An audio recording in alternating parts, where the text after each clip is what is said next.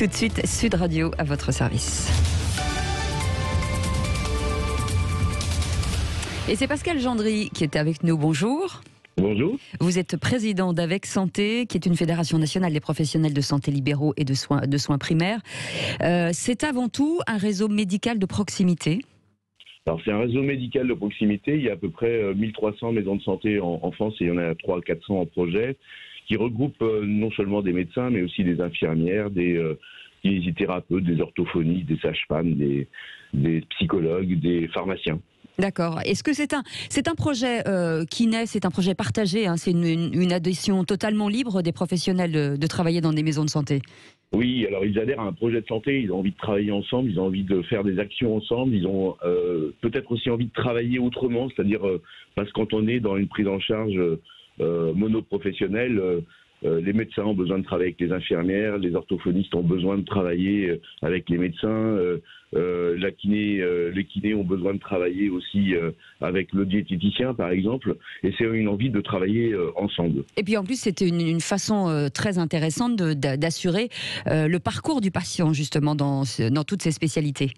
Alors ceci est valable pour plein de choses, par exemple de plus en plus les professionnels de santé, c'est des problématiques de santé publique communes, notamment le développement des pathologies chroniques, le diabète, l'hypertension, le surpoids, et puis la précarité aussi qui se développe malheureusement, les personnes de plus en plus âgées qu'il faut maintenir à domicile, et ça, on peut l'appréhender plus facilement quand on est en équipe pluriprofessionnelle, par des regards croisés. Oui, ces structures de proximité, elles sont initiées par qui? Est-ce que ce sont des demandes des maires, par exemple?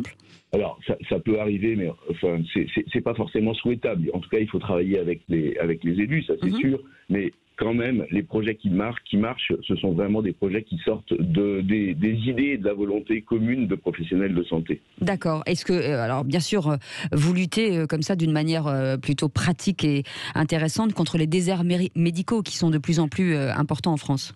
Oui, c'est un moyen de lutter contre les déserts médicaux, mais pas que, parce que qu'on soit au fin fond d'une verte campagne très agréable, ou qu'on soit dans un quartier populaire ou en pleine cité urbaine, les problématiques que j'ai évoquées tout à l'heure de pathologie chronique, de vieillissement de population ou de précarité, elles existent dans tous les endroits, en fait.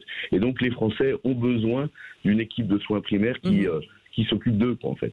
Alors vous jouez un rôle primordial dans la campagne de vaccination et vous assurez visiblement le suivi.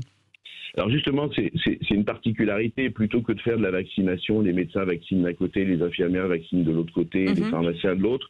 Là, on s'organise ensemble pour assurer des plages de vaccination, mais qui sont pluriprofessionnelles, c'est-à-dire que peut-être un jour, ça va être le médecin qui va faire, un des médecins de la maison de santé qui va faire la vaccination pour tous les patients, mais peut-être un jour, ça sera le pharmacien, peut-être un jour, ça sera la sage-femme, peut-être un jour, ça sera une infirmière. En tout cas, ça permet d'avoir des organisations dans les murs de la maison de santé, très efficace dans la structure, et ça permet aussi d'avoir une sécurisation aussi pour le patient, parce qu'il y a toujours un médecin qui est sur place, quoi. Absolument. Vous avez suffisamment de doses aujourd'hui? Alors ça, c'est vraiment le problème, mais on voit que ça monte, et l'idée aussi de mutualiser les doses entre les différents professionnels permet d'en avoir plus. Absolument. Que pensez-vous aujourd'hui des vaccinodromes? Est-ce que c'est adapté au territoire? C'est des solutions par territoire. Je pense qu'on a besoin de tout le monde compte tenu du défi si on veut vacciner toute la population française. Il n'est pas question de monter les organisations les unes contre les autres. On a vraiment besoin de trouver des organisations aussi où les Français s'y retrouvent, quoi, en fait. Certains ont besoin d'être pris en charge par leur équipe, d'autres peut-être vont accepter d'aller dans ces vaccinodromes. On parle souvent aujourd'hui de plus en plus de troubles psychiques. Vous les prenez aussi en charge?